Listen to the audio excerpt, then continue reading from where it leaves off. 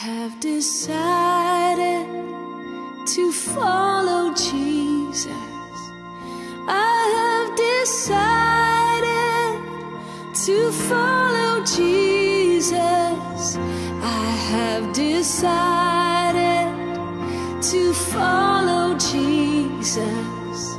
No turning back, no turning back.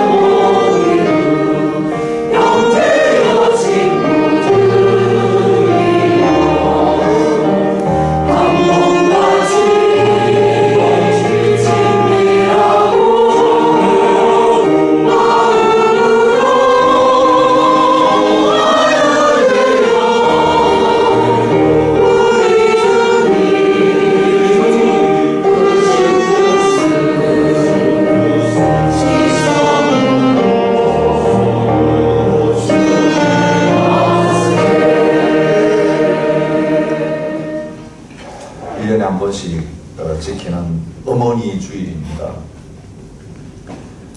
어머니라고 하는 존재가 있기 때문에 어머니 주일을 저희들이 기억하고 지킵니다.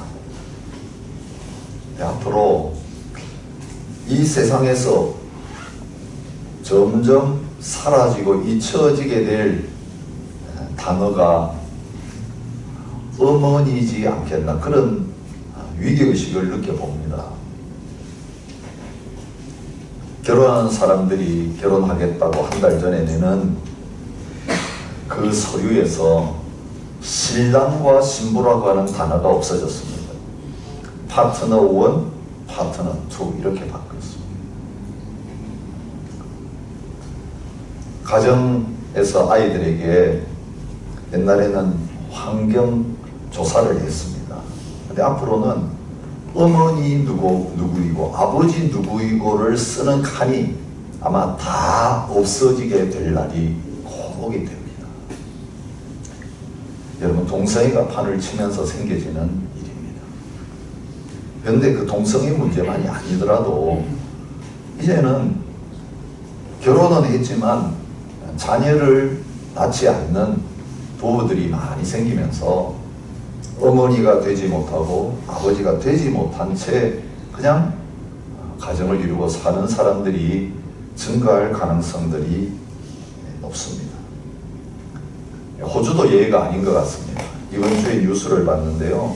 호주의 35세 이하의 어머니 수가 줄어들고 있다는 겁니다. 결혼 안 하고 자녀를 안 낳는다는 것입니다. 두 자녀를 낳는 어머니도 점점 줄어드는 추세에 있다고 합니다. 이 어머니라고 하는 단어를 저희들에게 주신 게 얼마나 귀한지 모르겠습니다. 어머니라고 부를 수 있게 되는 게 얼마나 귀한지 모르겠습니다. 저는 어머니 없는 어머니 주의를 맞이하면서 왜 사모곡이 생겼는지, 그 사모곡을 부르면서 눈물을 흘리는 이유가 뭔지를 이제는 공감하는 그런 자리에 있게 됩니다. 여러분 학교 다닐 때 고려 가요 가운데 사모곡 있었다는 거 기억하시는 분들 계실 겁니다. 그거 말고 사모곡 누가 불렀습니까? 혹시 나이 드신 어르신 가운데 사모곡이라고 하는 가요를 들어보신 적 있습니까? 예, 태진아가 부른 사모곡이 있습니다. 예, 태진아 씨는 우리 크리스찬입니다. 간증도 하시고요. 예, 원래 이름은 조방헌입니다. 근데 보통 연예인들이 이제 연예인 활동, 가수 활동을 하면 이름 바꾸잖아요. 왜 태진아라고 했냐고 조사해 보니까 재미있습니다. 봉작의 대가들 그 당시에 있었어요.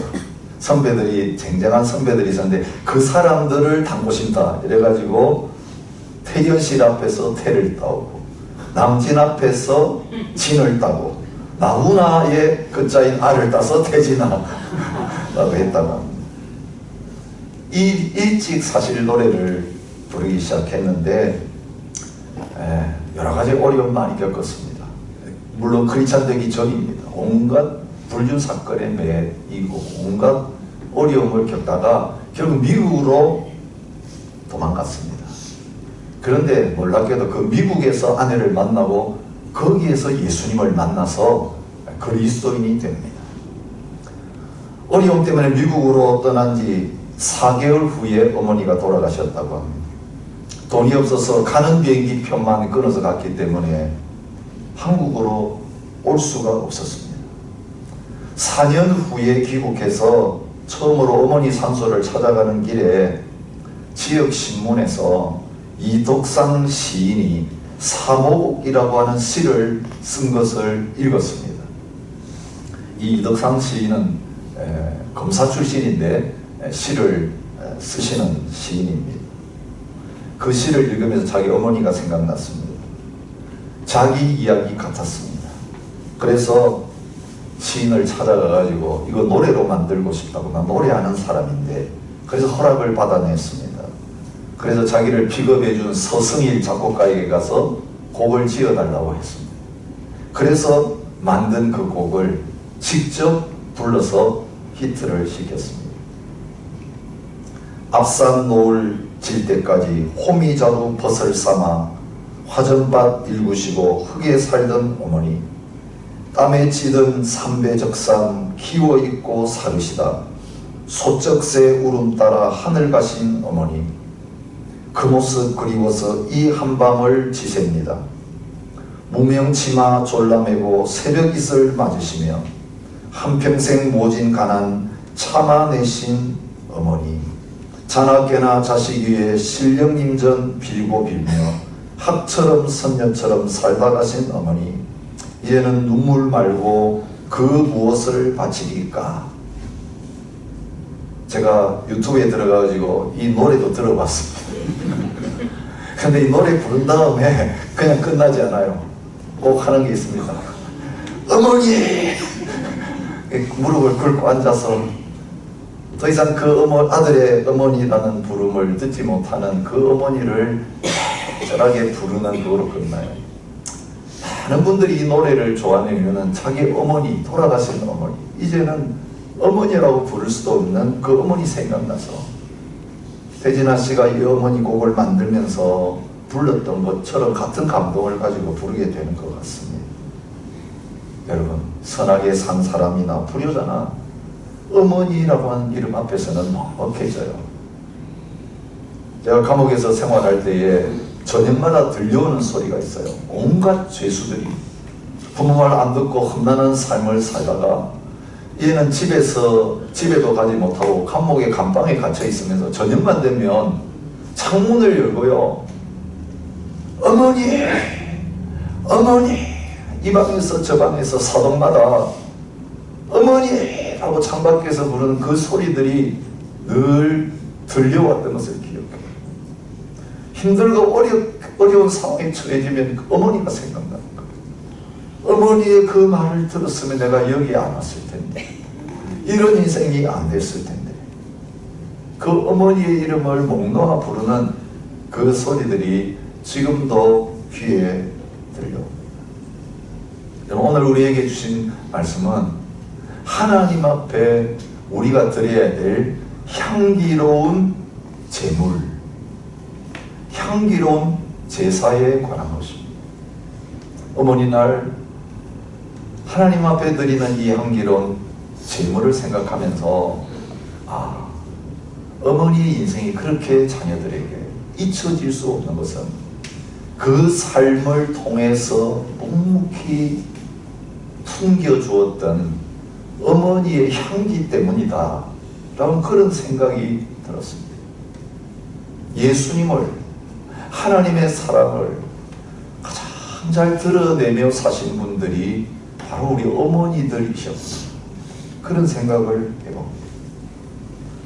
여러분, 박목을 씨는 어머니의 향기라고 하는 시에서 어머니의 모습을 이렇게 노래하고 있습니다. 어머니에게서는 어린 날 코에 스민 아른한 비누 냄새가 난다. 보리 대궁이로 비누방울을 불어 올리던 저녁 노을 냄새가 난다. 여름 아침 나절에 햇빛 끓는 향기가 풍긴다. 겨울밤 풍성하게 내리는 눈발 냄새가 난다. 그런 밤에 처마 끝에 쏘는 종이 초롱의 그 서러운 석유 냄새, 구수하고도 짜릿한 백지 냄새, 그리고 그 향긋한 어린 날의 전내가 풍긴다. 일제시대에 사실 그 가난 가운데서 맡았던 그 어머니의 냄새를 잊지 못하고 어머니의 향기라는 시로 그 어머니에 대한 그리움을 풀어내고 있습니다. 신예의 타임에 시인이 되어서 이 호주 와서 시인이 되어서 활동하시는 시인이 한 분 계십니다. 혹시 아시는 분 계실지 모르겠습니다. 강애나라고 하는 분입니다. 그분이 어머니의 향기라고 하는 똑같은 제목의 시를 쓴 것을 보았습니다. 어머니의 밭꽃 같은 향기는 고국 떠난 천리에도 그윽하다.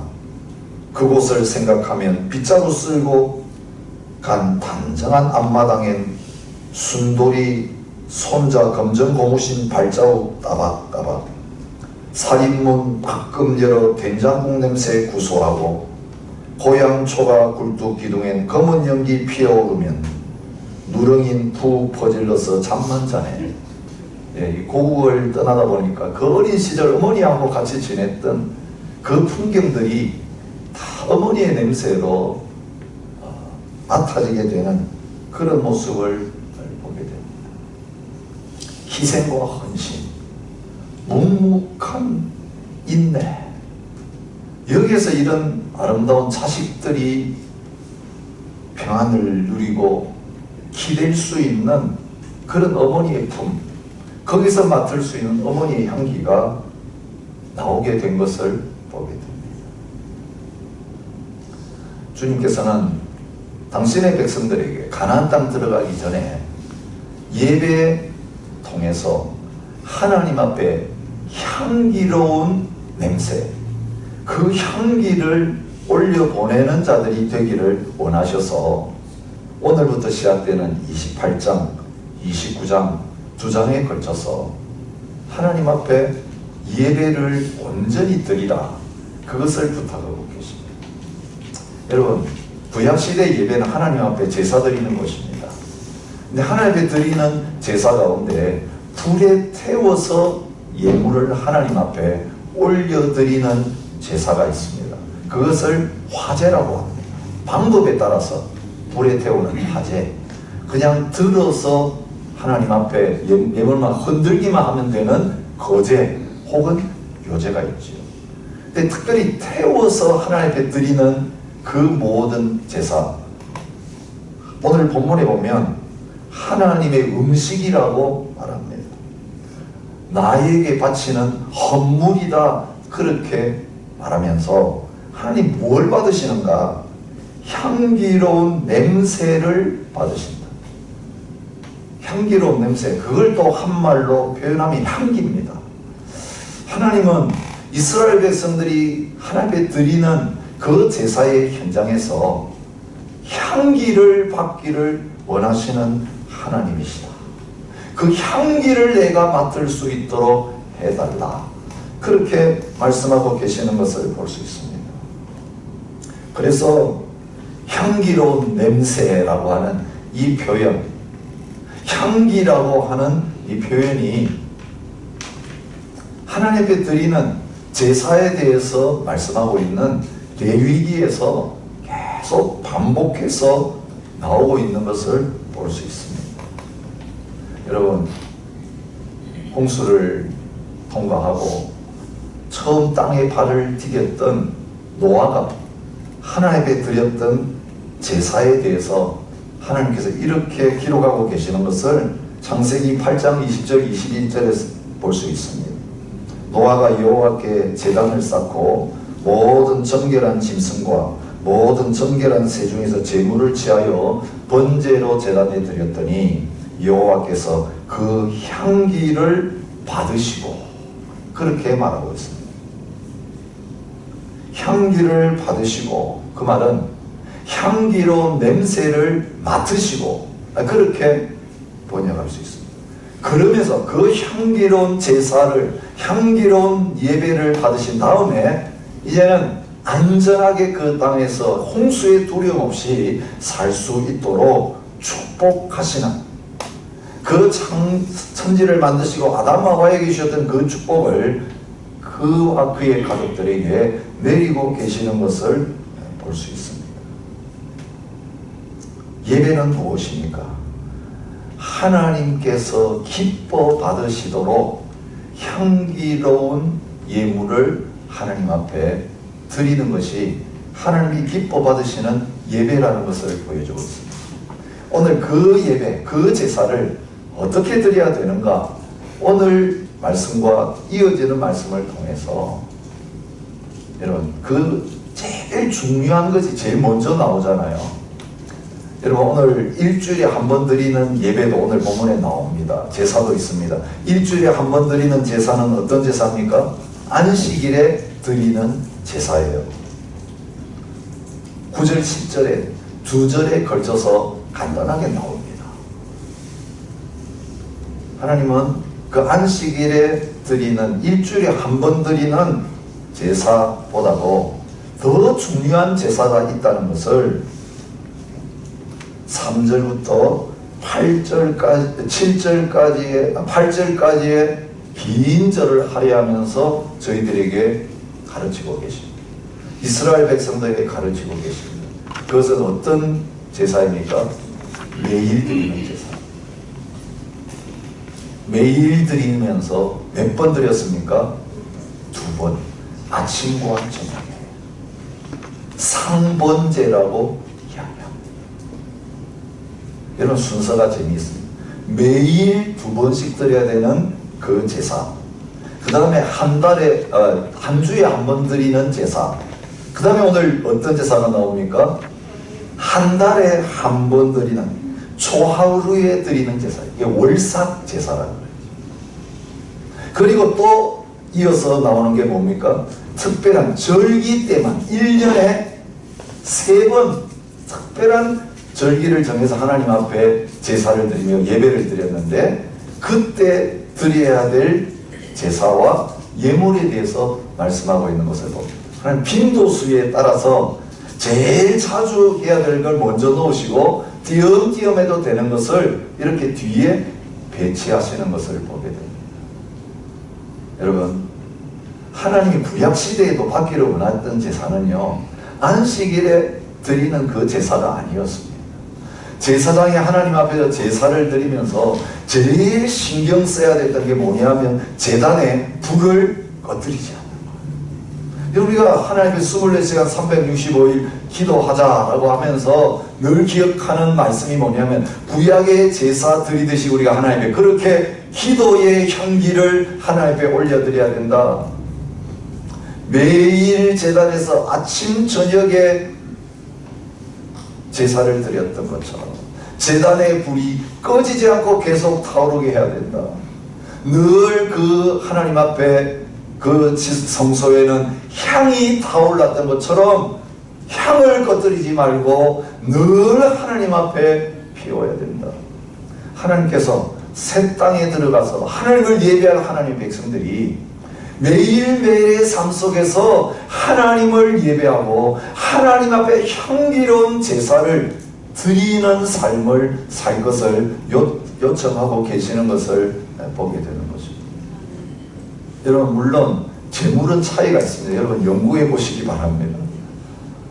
매일 드리는 제사, 재물도 그죠? 짐승도 필요하고 소재도 필요하고 또 뭐가 있습니까? 독주를 부어 바치는 전제, 하나님 앞에 술을 부어 드리는 전제 나와 있습니다. 그런데 그 양은 사실 매일매일 드리는 것이 가장 작고, 그 다음에 일주일에 한 번 드리는 것이 조금 더 많이 드려야 돼요. 그죠? 그 다음에 한 달에 한 번 드리는 것은 더 많이 드리는 방법으로 그렇게 설명이 되고 있는 것을 볼 수 있습니다. 여러분, 시간이 문제가 아니라는 것입니다. 여러분, 하나님 앞에 다양한 날에 다양한 제물을 드릴 수 있지만 여기에 공통적으로 나오는 게 뭐냐면 그 제사의 제물은 하나님 앞에서 향기로운 제물이 되어야 된다는 거죠. 만약에 하나님 앞에서 그 삶이 아름답지 못하면 그 제물은 하나님이 안 받으신다라고 말하면서 사실은 이스라엘 백성들의 제물만 받으시는 하나님이 아니라 뭔가 배가 고파서 나한테 먹을 음식을 달라고 하시는 하나님이 아니라 온 이스라엘 백성들이 하나님의 말씀에 순종하면서 날마다 거룩한 삶을 삶으로 말미암아 그 거룩한 삶을 사는 거룩한 백성들이 하나님께 드리는 그 제사가 하나님이 기뻐 받으시는 향기가 된다라고 하는 것을 가르쳐주고 계십니다. 그런데 여러분, 이스라엘 백성들이 이런 예배에 대한 가르침을 받았는데 정작 가나안 땅에 들어가서 하나님 앞에 온전한 예배를 드리지 못했습니다. 온전한 제사를 드리지 못했습니다. 하나님과 우상을 겸해서 섬기는 혼합주의 신앙에 빠지게 되었습니다. 결과는 그 땅에서 드리는 제사가 멈추어지게 된 것입니다. 예배하는 그 성전을 허물어 버리시고 그 제사장들이 끌려가게 하시고 더 이상 그 땅에서 하나님을 향하여 드리는 성전 제사가 멈추어지게 만드시는 것을 볼 수 있습니다. 여러분, 중요합니다.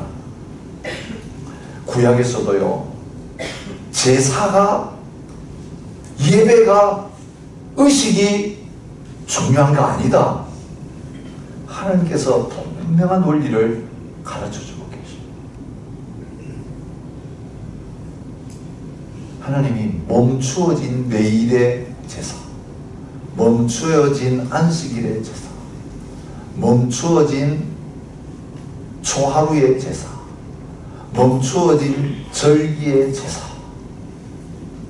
단 한 번에 하나님께 드리는 제사를 통해서 회복시키시는 놀라운 일을 하셨습니다.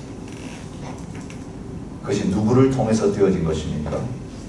예수님이 향기로운 제사를 하나님 앞에 드리심으로 말미암아 그 십자가의 죽음을 통해서 하나님께 드려진 향기로운 제사를 통해서 하나님이 그 수많은 제사를 통해서 만족하지 못하시던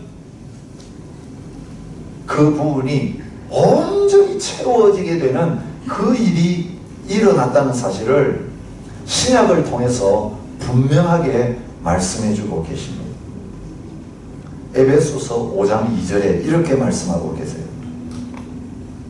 그리스도께서 너희를 사랑하신 것 같이 너희도 사랑 가운데서 행하라.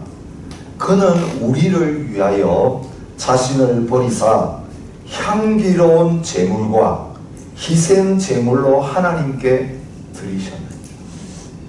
여러분, 구약에 하나님 앞에 드려야 될 향기로운 제물, 그것은 바로 예수님을 가르치는 것이었습니다. 예수님이 이 땅에 오셔서 자신을 바쳐서 하나님이 받으시는 향기로운 제물, 희생 제물이 되셨습니다. 오늘 이스라엘 백성들에게 바치라고 요구하신 그 실제가 예수님 한 분을 통해서 완전히 이루어지게 된 것을 말해주고 있습니다. 히브리서는 바로 그 예수님이 드린 제사에 대한 내용을 표현해주고 있는 말씀이죠. 10장 12절에 이렇게 말씀하십니다. 오직 그리스도는 죄를 위하여 한 영원한 제사를 드리시고 하나님 우편에 앉으셨다. 그렇게 말하고 있습니다. 여러분, 이번 주 목요일이 무슨 날인지 아세요? 이번 주 목요일은 예수님의 승천을 기념하는 날이에요. 목요일 승천하시고 제자들이 예루살렘을 떠나지 아니하고 약속하신 성령을 기다렸는데 며칠 만에 성령을 받았습니까? 열흘 만에 받았습니다. 그게 다음 주일 우리가 기념하는 성령 강림주일 감사절이에요. 그 예수님이 하늘에 올라가신 거 굉장히 중요한 의미가 있습니다. 이제는 하나님 보좌 우편에서 계속해서 우리를 위해서 중보 기도하시면서 향기로운 냄새를 하나님 앞에 올려드리고 계시는 그 아들의 모습을 저희들에게 보여주고 계시는 것입니다.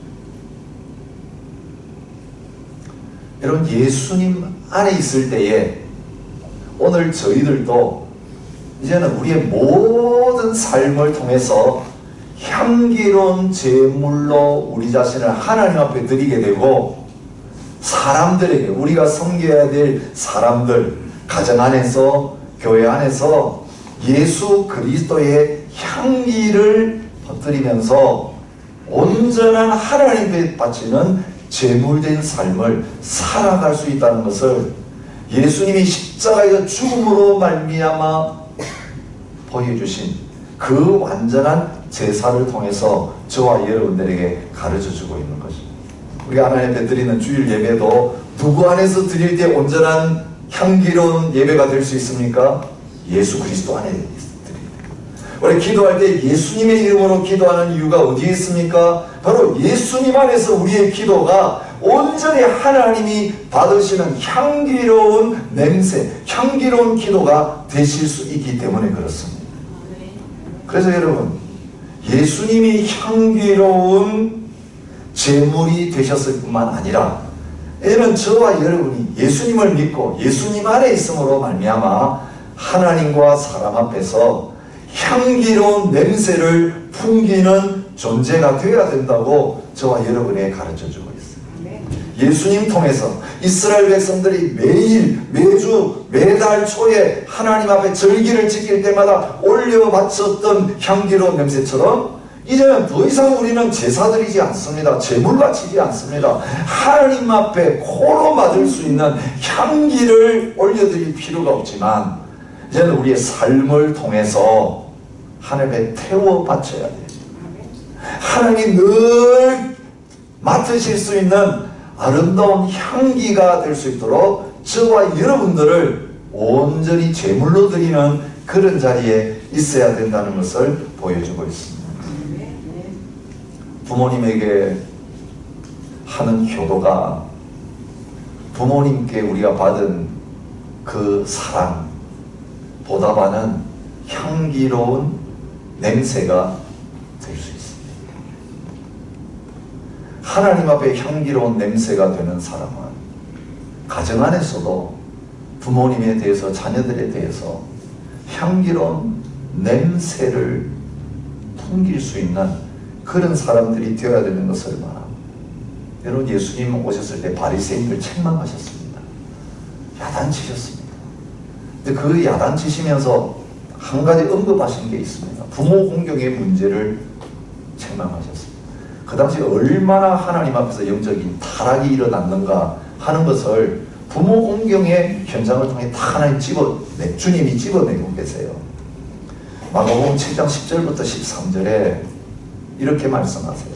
모세는 내 부모를 공경하라 하고 또 아버지나 어머니를 모욕하는 자는 죽임을 당하리라 하였거늘 너희는 이르되 사람이 아버지에게나 어머니에게나 말하기를 내가 드려서 유익하게 할 것이 고르반 곧 하나님께 드림이 되었다고 하기만 하면 그만이라 하고 자기 아버지나 어머니에게 다시 아무것도 하여 드리기를 허락하지 아니하여 너희가 전한 전통으로 하나님의 말씀을 폐하며 또 이 같은 일을 많이 행하느니라 그렇게 말씀하셨습니다.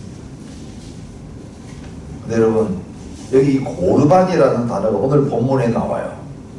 내 헌물 2절에 나오죠. 향기로운 하나님께 바쳐 드려야 될 화제물, 그것이 하나님 앞에 드려야 될 헌물이라고 하셨는데 이 헌물의 원어가 고르반이에요. 우리 예배 드리는 것 말이에요. 그들은 하나님 앞에 예배 드렸으니까 부모님에게는 아무것도 안 해도 된다. 그래서 불효하는 삶을 살았습니다. 예배가 불효의 핑계가 되는 삶을 살았습니다. 주님 그걸 지적하십니다. 온전히 예배하는 사람은 부모님에게도 그 제물 되는 삶을 살아야 됩니다. 하나님 앞에 향기로운 성도는 부모에게도 향기로운 자식이 되어야 된다. 하나님 공경과 부모 공경은 떨어지는 것이 아니고 같은 성격의 것이다. 그걸 주님께서 말씀하고 계십니다. 우리가 그런 잘못을 범할 때가 참 많습니다. 목사라는 것 때문에, 외국에서 목회한다는 것 때문에 자식으로서 아버지 어머니에 대해서 제대로 도리를 하지 못하는 악을 범할 때가 얼마나 많은지 오늘 또 말씀을 준비하면서 저 자신을 돌아보기 때문에 여러분 하나님 그거 안 가르치십니다. 부모 제쳐놓고 교회 봉사하라고 절대로 말씀하지 않습니다. 자식들 내팽개치고 기도원 가고 교회 열심히 봉사하는 게 좋은 믿음이라고 절대로 가르치지 않아요. 그것 때문에 피멍이 된 목사 자녀들, 장로 자녀들이 얼마나 많은지, 권사님 자식들이 얼마나 많은지. 옛날 그랬어요. 우리 시절 그냥 아버지 어머니들 교회 다 가서 시간 다 보내고 거기 엎어져 있고 자식들은 내팽개치고 제대로 집은 돌보지도 않고. 근데 그렇게 배웠어요. 그게 좋은 믿음이라고. 근데 그게 성경이 가르치는 믿음이 아니었어요. 예수는 그것을 책망하십니다. 부모에게 드릴 거 하나님 앞에 다 바쳤다고 하고 부모에 대한 자식의 의무를 감당하지 않은 거, 그거 바른 믿음 아니라고 책망하셨습니다.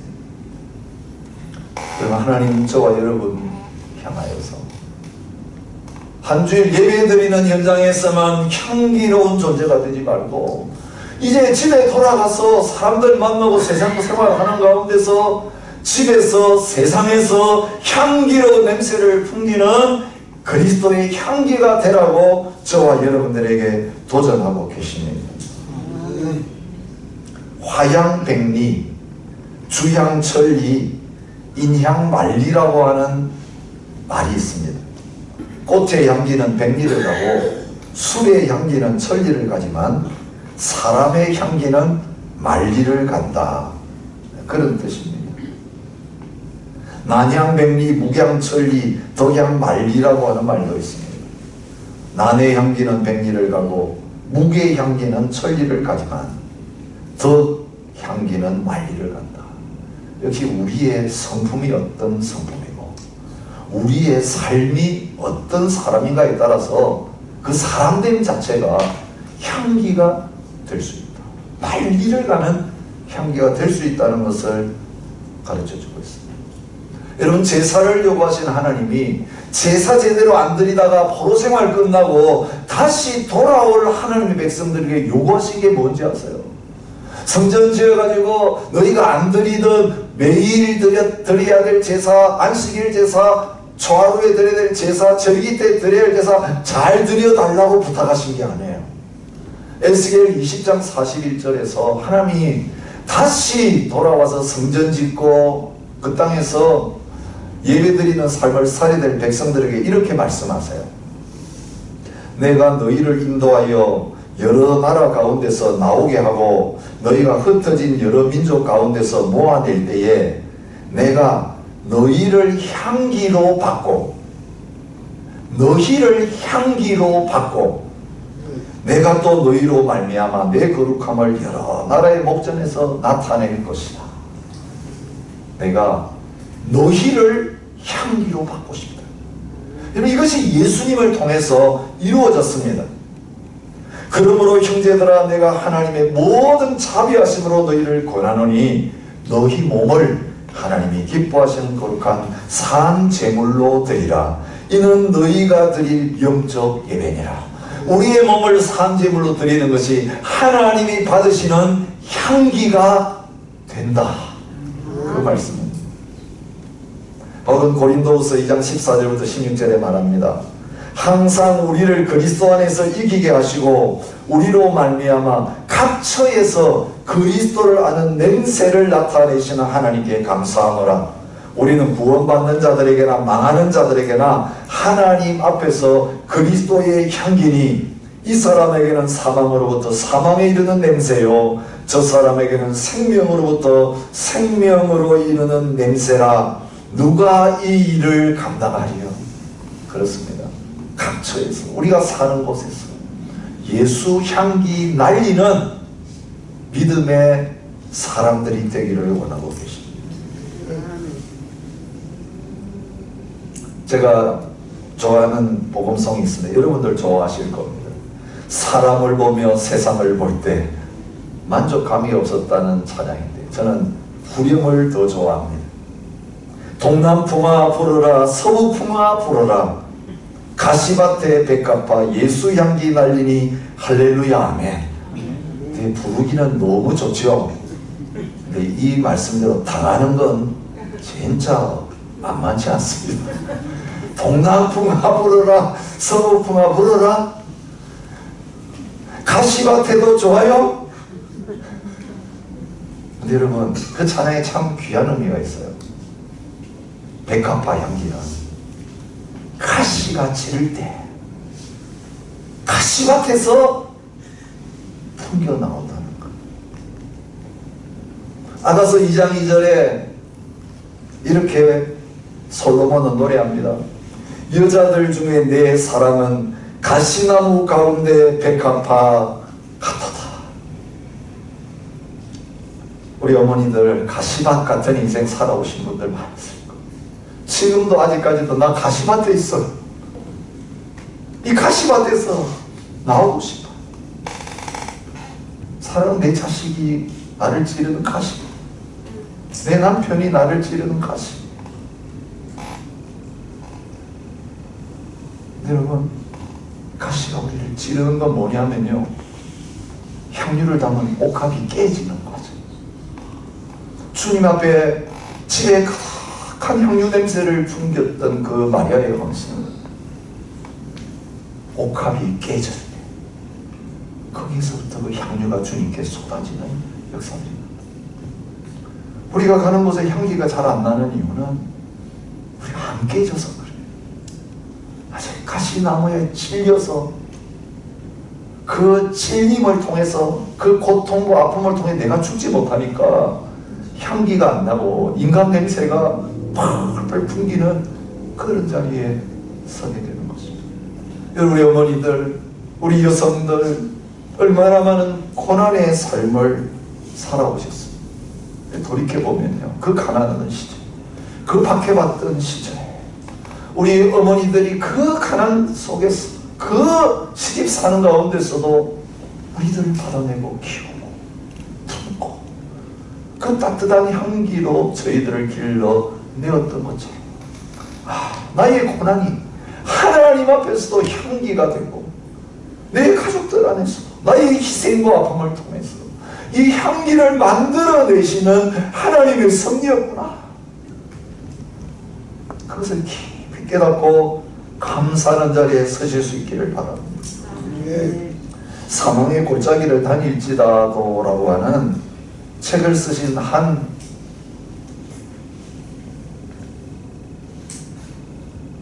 선교사님의 스토리를 읽었습니다. 볼레터 스틸 크럼비라고 하는 분이십니다. OMS 국제선교에서 일을 하시는 분이었는데요. 그분의 인생은요, 가시밭의 백합화였습니다. 세 자녀가 있었는데 첫째 자녀는 4살 때 백혈병으로 하나님 부름 받았어요.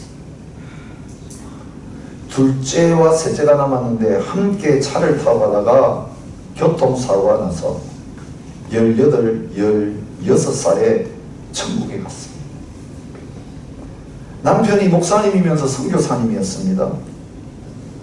선교 현장에 나가서 주를 위해 헌신했는데 33살에 임파선 암의 일종인 호치킨 병을 앓다가 역시 하나님의 부름을 받았습니다. 여러분, 이 정도 되면 모든 거 다 때려치우고 하나님이 살아계시면 나에게 어떻게 이런 일이 일어날 수 있습니까? 원망할 수 있는 충분한 조건을 갖고 있었어요. 근데 그녀는 고난의 강에 빠져 죽지 않았습니다. 대만으로 가서 선교를 했습니다.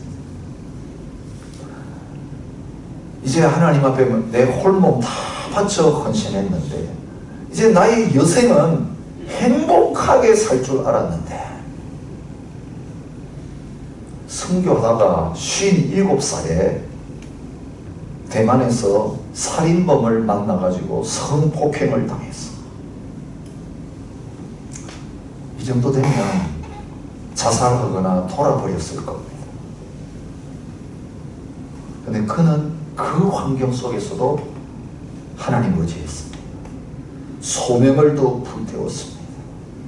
자신이 당했던 그 끔찍한 일들을 글로 쓰기 시작했습니다. 그게 사망의 골짜기를 다닐지. 그 책에서 이분이 이런 고백을 합니다.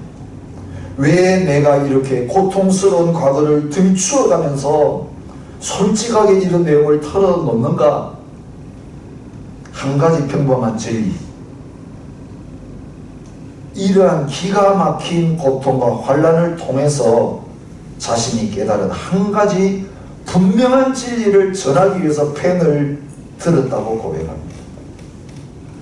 그 진리는 예수를 믿는 사람이라고 해서 인생의 비극에서 면제되는 것은 아니지만 어떤 환난에도 하나님은 결코 그의 자녀들을 방치해 두지 않으시고 반드시 응답하신다는 이 진리를 전하기 위해서 펜을 들었다고 말합니다. 죽어간 아들을 품에 안고 몸부림치던 밤에도 하나님의 말씀은 능력을 갖고 그를 찾아오셨습니다.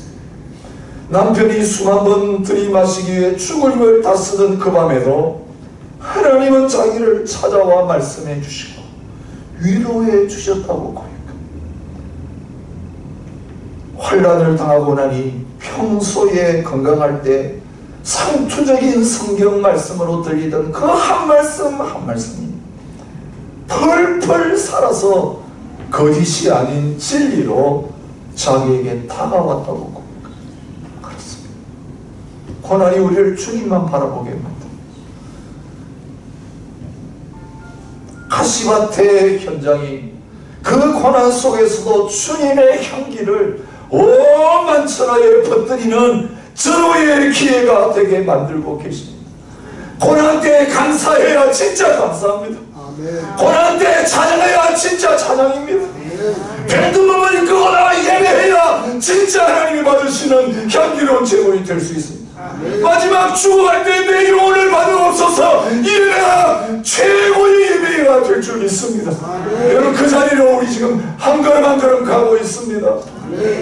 여러분, 주님이 제물 되신 것처럼 오늘도 인생의 마지막이 고난이 많을수록 더 향기가 풍겨나오는 그런 예배의 삶이 되어질 수 있기를 주님의 이름으로 축복합니다. 옥합을 깨뜨려서 주님 앞에 쏟아부었던 마리아 같은 예배드리는 저와 여러분과 갈래교회가 되어질 수 있기를 축복합니다. 우리 십자가에서 그 살을 찢으시고 그 살을 우리의 양식으로 넣어주시고 그 피를 쏟으셔서 그 피 한 방울 한 방울 우리의 입에 떨어뜨려서 살려주신 향기로운 제물 되신 주님 감사합니다. 이 주님 먹고 살았습니다. 이 주님 마시고 이제 살게 되었습니다. 주님, 우리의 남은 삶 예수님만 나타낼 수 있게 하여 주옵소서. 나의 나된 것이 하나님의 사랑 때문이라고 고백하면서 거저 받았으니 거저 주라고 하는 이 주님의 말씀 순종하면서 순종으로 제물되는 향기로운 제사 드리며 살아가게 하여 주옵소서. 이 믿음으로 귀한 예물을 드렸습니다. 귀한 찬양을 쏟아부었습니다. 기도를 올려 바쳤습니다. 이제야 세상에 나가서 몸으로 산제사 드리기 원합니다. 어느 곳에서 무엇을 하든지 향기로운 제물되는 저희들의 예배가 되게 하여 주옵소서. 감사드리며 예수님의 이름으로 기도합니다. 아멘. 이제는 우리 주 예수 그리스도의 은혜와 아버지 하나님의 사랑과 성령의 교통하심이 향기로운 제물로 살아가기로 결단하며 악취가 가득한 이 땅을 향하여 나아가는 모든 하나님의 백성들과 주의 몸된 교회 위에 하나님 앞에 자녀들 위해 헌신한 어머니들 위해 이제부터 영원히 함께 있을지어다. 아멘.